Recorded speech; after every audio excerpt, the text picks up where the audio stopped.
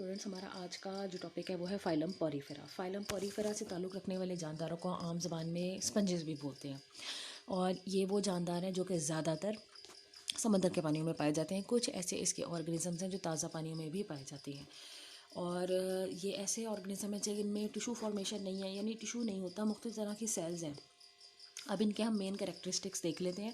अगर आपको पेपर में सवाल आए कि what are the general characteristics, what are the distinguishing characteristics, तो ये 4-5 ऐसे कैरेक्टर्स होते हैं जो यहाँ गिनती के साथ लिखे होते हैं। आपने इनको वहाँ पर राइट डाउन करना होता है। एसिमेट्रिकल या रेडियली सिमेट्रिकल, अमूमन जो स्पॉन्जेस हैं वो क्योंकि एक एक जो बॉडी होती है वो दूसरी बॉडीज़ के साथ मिलकर ग्रुप की शक्ल में रहती है, इसलिए इसको हम सिमेट्री इसकी कंसीडर नहीं कर सकते, इसलिए ये एसिमेट्रिकल हैं या रेडियली सिमेट्रिकल होते हैं। कुछ स्पीशीज़ हैं जिनको रेडियली सिमेट्रिकल कंसीडर किया जाता है। 3 तरह के सेल इनके जिस्म में होते हैं, पिनेकोसाइट, मीजेनकाइम सेल और कोएनोसाइट। ये क्यों और कैसे हैं ये हमने अभी आगे इसकी डिटेलिंग देखनी है। सेंट्रल कैविटी इनके जिस्म में एक होती है जो कि पानी से भर जाती है, फिर उसके बाद इसी कैविटी से बाहर की तरफ पानी निकल भी जाता है। जिस ओपनिंग के थ्रू ये जिस्म से बाहर खुलती है उसको ऑस्क्यूलम बोलते हैं। जब हम ज़्यादा सारी ओपनिंग्स ये देखेंगे तो ऑस्क्यूला बोलेंगे। वैसे इनके जिस्म पर जा बजा बहुत छोटे माइन्यूट माइक्रोस्कोपिक पोर्स होते हैं जिनको ऑस्टिया कहते हैं। क्योंकि बहुत सारे होते हैं इसलिए ऑस्टिया कहते हैं, अगर एक होगा तो ऑस्टियम कहेंगे। ये फ़िल्टर फीड करते हैं, यानी पानी जो कि इनके जिस्म में ऑस्क्यूलम के थ्रू दाखिल होते हैं इनके जिस्म के अंदर, इसको उसमें से वो फूड पार्टिकल्स को ट्रैप कर लेंगे और उसके बाद पानी को छान कर साफ़ करके उसी ऑस्क्यूलम से जिससे वो दाखिल हुआ था बॉडी के अंदर निकाल देते हैं। इनमें ऑर्गन नहीं है, इनमें टिश्यू नहीं है। स्पॉन्जेस जो हैं ये कॉलोनीज़ बनाकर रहती हैं, एक से ज़्यादा होती हैं, बहुत सारी इकट्ठी ग्रो करना शुरू कर देती हैं। और अब मैं आपको इनकी जो डायग्राम है वो दिखा रही हूँ। यहाँ पर आप देख सकते हैं कि सबसे ऊपर एक ओपनिंग नज़र आ रही है आपको, सुराही के जैसी इनकी शक्ल होती है। सबसे ऊपर जो ओपनिंग है उसको ऑस्क्यूलम बोलते हैं और ये सारी ग्रो की शक्ल में इकट्ठी रह रही हैं, इसीलिए इसको सिमेट्री वाइज डिवाइड नहीं कर सकते क्योंकि गोल राउंडेड बॉडी है। तो कुछ ऐसी स्पीशीज़ होती हैं जिनको हम रेडियली सिमेट्रिकल कंसीडर कर लेते हैं। अच्छा, इनको स्पॉन्जेस इसलिए कहते हैं क्योंकि ये स्पॉन्ज लाइक है, फोम के जैसी इनकी बॉडी है, जहाँ पोरस है, और इन पोर्स को हम ऑस्टिया भी कहते हैं। फाइलम पॉरीफेरा की 3 क्लासेस हैं।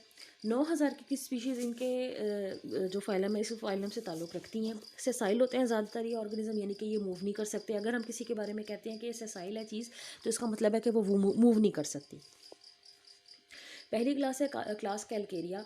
इनको कैलकेरिया इसलिए कहते हैं कि इनमें नीडल लाइक स्ट्रक्चर्स होते हैं जो कि इनको स्केलेटन का काम करते हैं, इनको प्रोटेक्शन देते हैं क्योंकि इनकी जो स्पॉन्ज लाइक बॉडी होती है वो बड़ी सॉफ्ट होती है तो वो स्मैश ना हो जाए, इसलिए इनमें वो जो नीडल लाइक स्ट्रक्चर्स होते हैं उन्हें स्पिक्यूल्स बोलते हैं और वो कैल्शियम के बने हुए होते हैं। मिसालें हैं इसकी ग्रेंट या ल्यूकोसोलिनिया। क्लास है हेक्सेक्टिनेलिडा, इसमें स्पिक्यूल्स हैं वो सिलिका SiO2 के बने होते हैं, 6 कोनों पर मुश्तमिल होते हैं, इसलिए उसको 6 रेड भी बोलते हैं। इनकी जो बॉडी है वो 2-3 तरह की शक्लों में पाई जाती है, जिसमें वाटर इनके जिस्म के अंदर भरता है और सर्कुलेट करता है, उसे वाटर वास्कुलर सिस्टम कहते हैं। और उसकी आगे से 3 किस्में हैं, एस्कॉन, साइकॉन, ल्यूकॉन, जो कि हमने आगे इंशाल्लाह ताला पढ़ना है। ये दुनिया में ट्रॉपिकल वेस्ट इंडीज़ जो बर-ए-आज़म अफ्रीका के पास ममालिक हैं उनके पास जो साहिली इलाके हैं वहाँ पाए जाते हैं। बहरे ओकियानूस इस पैसिफिक ओशन के जो मशरक़ी एरिया है दुनिया में वहाँ ज़ेर ज़मीन गहराइयों में पाए जाते हैं और इसकी मिसाल है यूप्लेक्टेला, वीनस फ्लावर बास्केट। उसके बाद आ जाता है क्लास डेमोस्पंजी। ये ब्राइटली कलर्ड स्पॉन्ज हैं, इनके कलर्स बड़े खूबसूरत होते हैं। इनमें भी स्पिक्यूल्स पाए जाते हैं, कुछ में वो कैलकेरियस हैं, कुछ में वो सिलीशियस हैं। 3 से 4 कोनों पर मुश्तमिल होते हैं। इसके अलावा इनमें प्रोटीन का एक फाइबर लाइक स्ट्रक्चर होता है जिसे स्पॉन्जिन बोलते हैं। स्पिक्यूल अगर नहीं है या कम है तो उसके साथ स्पॉन्जिन भी जो है वो स्केलेटन की कमी को पूरा करता है और बॉडी को शेप, सख्ती, तनाव जो है वो देता है। डायामीटर जो है इनका जो है और हाइट दोनों 1 मीटर के पास है, अच्छी लंबी ग्रो करती हैं। मिसालें इसकी क्लायोना और स्पॉन्जिला। इसमें से जो स्पॉन्जिला है स्पॉन्जिलीडी नाम की एक फाइलम में जो फैमिली है उससे ताल्लुक़ रखती है और इसमें उन स्पॉन्जेस को रखा गया जो ताज़ा पानियों में पाई जाती हैं।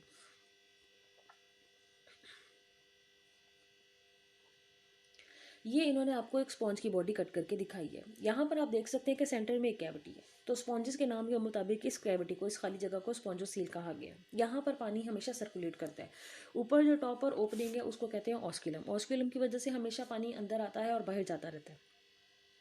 अब अगर आप इसकी बॉडी वॉल को देखो तो आपको कैनाल नुमा छोटे छोटे सुराख नुमा सेल्स नज़र आ रहे हैं। इन सेल्स को पोरोसाइट कहते हैं। पोरोसाइट जो है वो पोर्स बनाते हैं और सेल के अंदर पानी की सर्कुलेशन में मदद देते हैं।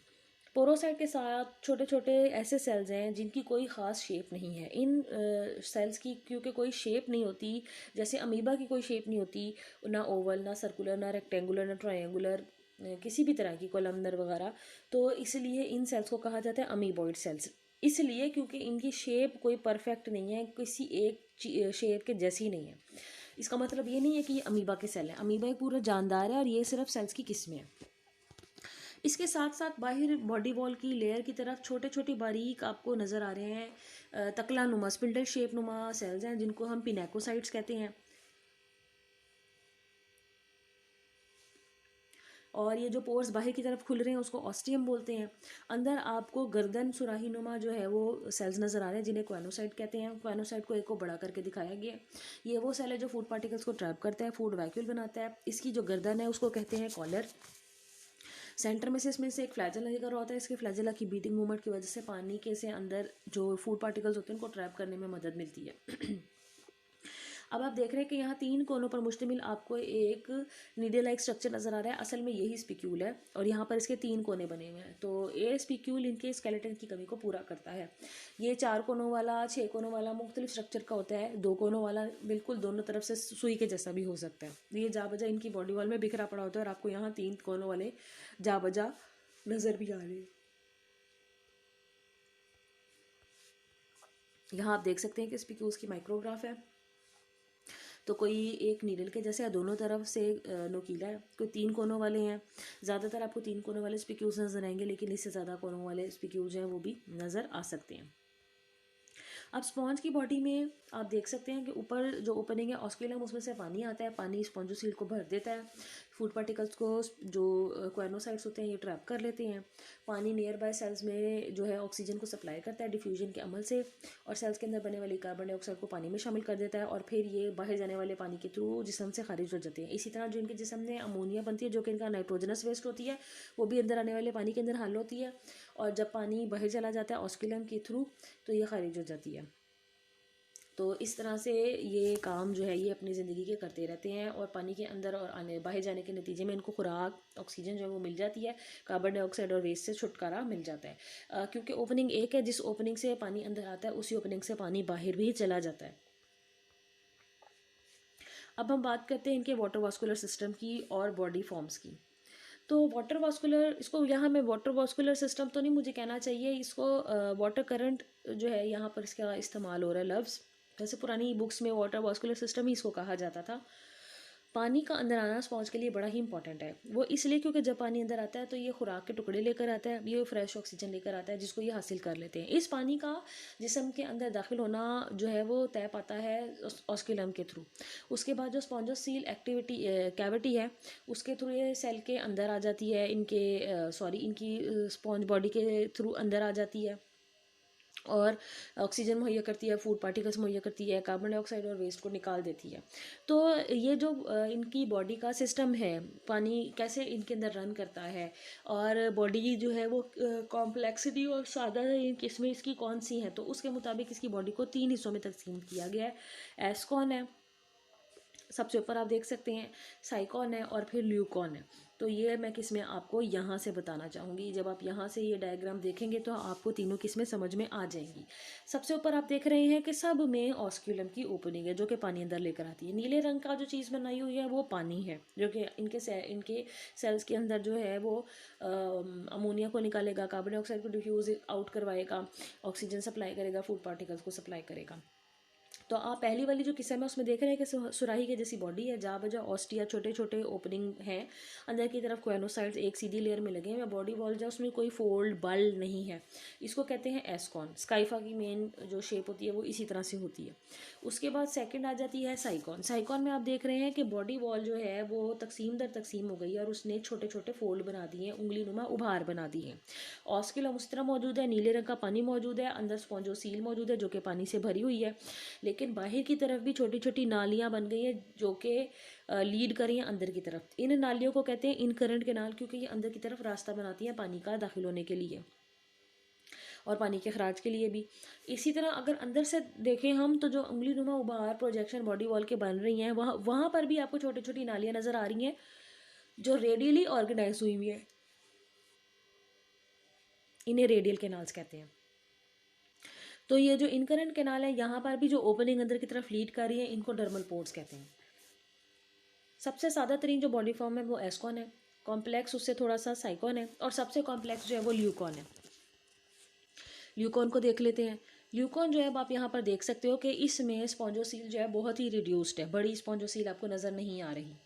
और जहाँ बजा बॉडी वॉल आगे आगे मज़ीद छोटे छोटे जो अंगूर के गुच्छे हैं, बंच हैं, उनकी शक्ल में डिवाइड एंड रीडिवाइड हुई हुई है। ऑस्किलम एक से ज़्यादा है, स्पॉन्जोसील नहीं है, रिड्यूस हुई हुई है। अंदर जो गुच्छे बने हुए हैं उनके अंदर कॉर्नोसाइड्स जो है वो लीड कर रहे हैं। छोटे छोटे चैम्बर्स बने हुए जिन्हें कॉर्नोसाइड चैम्बर कहते हैं। बाहर की तरफ जो बॉडी वॉल खुलती है उससे जो पानी अंदर आता है या उससे जो रास्ता अंदर आता है उसे डर्मल पोर कहते हैं।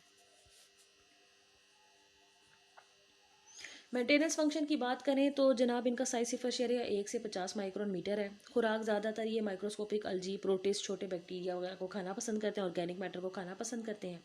जब ये चीज़ें पानी के साथ अंदर आती हैं तो उसको वैक्यूल बनाकर जो इनका क्वानोसाइट्स हैं उसके थ्रू ये हज़म करना शुरू कर देते हैं।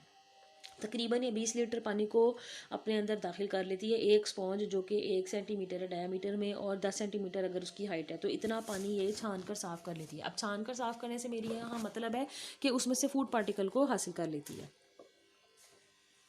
उसके बाद क्वानोसाइट्स इनके बड़े ही मशहूर सेल्स हैं। इनकी जो शक्ल है वो क्वानोफ्लैजिलेट्स नाम का एक ग्रुप ऑफ ऑर्गेनिज्म था, उनसे मिलती जुलती है, इसलिए ऐसा लगता है कि इनका जो एवोल्यूशन के दौरान लिंक है वो क्वानोफ्लैजिलेट से है। तो ये फूड वैक्यूल बनाने में माहिर हैं सेल्स। इनकी जो कॉलर है उसमें माइक्रोवाइलाई मौजूद है और एक बड़ा फ्लैजेलम होता है जो कि बीटिंग करके फूड को ट्रैप करने में मददगार साबित होता है। पिनेकोसाइट्स जो है ये वो सेल्स हैं जो कि बाहर की तरफ एक पूरी लेयर बनाते हैं और ये सबसे बाहर जो है वो बॉडी वॉल के बाहर पाए जाते हैं, जिसको हमने अभी देखा था। क्योंकि इनमें टिश्यू ऑर्गेनाइजेशन नहीं है तो ऑर्गन्स भी नहीं हो सकता, जब टिश्यू नहीं है तो ऑर्गन कैसे होगा, सिस्टम्स भी नहीं हो सकते। इसलिए डिफ्यूजन के अमल से ऑक्सीजन को हासिल करते हैं, डिफ्यूजन के ही अमल के नतीजे में कार्बन डाइऑक्साइड और अमोनिया को खारिज करते हैं, एक्सक्रीटरी वेस्ट जो कि इनका है। इस वजह से एज सच जो है इन्हें किसी सिस्टम की ज़रूरत नहीं पड़ती है।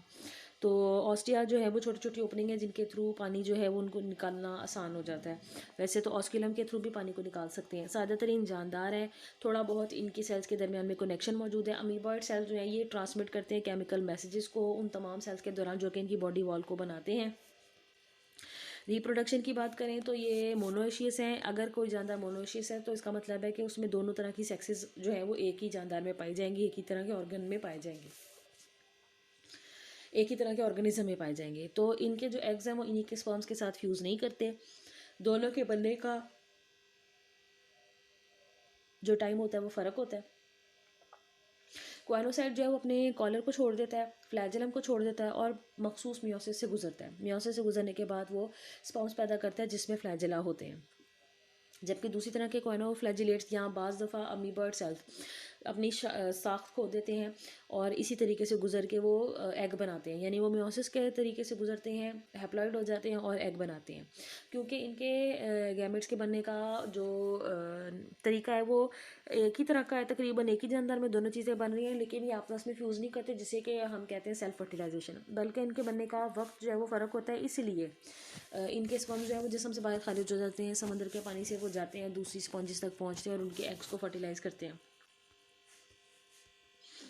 तो इनका जो जाइगोट है वो थोड़ा सा बड़ा हो जाता है तो वो एक छोटे से ऑर्गेनिज्म में चेंज हो जाता है जिसे लार्वा कहते हैं। लार्वा एक इमेच्योर स्टेज होती है जो कि ड्रामेटिक चेंजेस से गुजरती है ड्रामाई अंदाज में, और उसके बाद वो बॉडी फॉर्म जो है एडल्ट बॉडी फॉर्म जो है वो एक्वायर करती है। तो इनमें भी छोटा सा लार्वा बन जाता है। और फिर उसके बाद अगर हम इनके एसेक्सुअल रिप्रोडक्शन की बात करें तो ये वो तब करते हैं जब हालात साजगार नहीं हैं, जबकि बहुत ज़्यादा शदीद दर्जा हरारत गिर चुका है। तो ये एक प्रोटेक्टिव थिक रेजिस्टेंट कैप्सूल बना लेते हैं और अपने सेल्स को डिवाइड करके उसमें जा बजा इकट्ठे हो जाते हैं। इन सेल्स की कोई मखसूस शेप नहीं होती है, अमीबर्ड सेल्स की शक्ल में इकट्ठे हो जाते हैं। और कैप्सूल जो है वो उस पूरे स्ट्रक्चर के साथ जिसमें अमीबर्ड सेल्स इसने अंदर अपने रखे हुए हैं प्रोटेक्शन के लिए, ताकि मौसम की जो शिद्दत है उससे निकला जा सके, उसको इसको टॉलरेट किया जा सके, इसको जिम्यूल कहते हैं। जब वक्त ठीक हो जाता है, हालात साजगार हो जाते हैं, दर्जा हरारत सही हो जाता है, तो जिम्यूल माइक्रोपाइल नाम की ओपनिंग के थ्रू खुल जाता है, फट जाता है और अमीबा सेल्स को आज़ाद कर देता है। Amoeba cells divide and redivide करते हैं और फिर नई स्पॉन्ज जो है उसको पैदा करते हैं।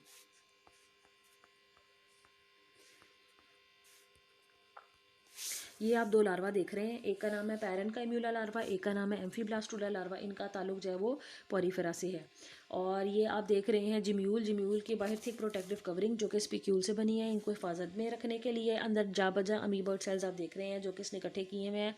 क्योंकि हालात साजगार नहीं है इसलिए ये जो कैप्सूल है ये अभी डेवलप नहीं कर सकता। और अंदर छोटी सी ओपनिंग है माइक्रोपाइल। जब हालात साजगार हो जाएंगे तो माइक्रोपाइल खुल जाएगी, अमीबा सेल्स को आज़ाद कर देगी जो डिवाइड एंड रीडिवाइड करके स्पॉन्ज की बॉडी को पैदा करेंगे।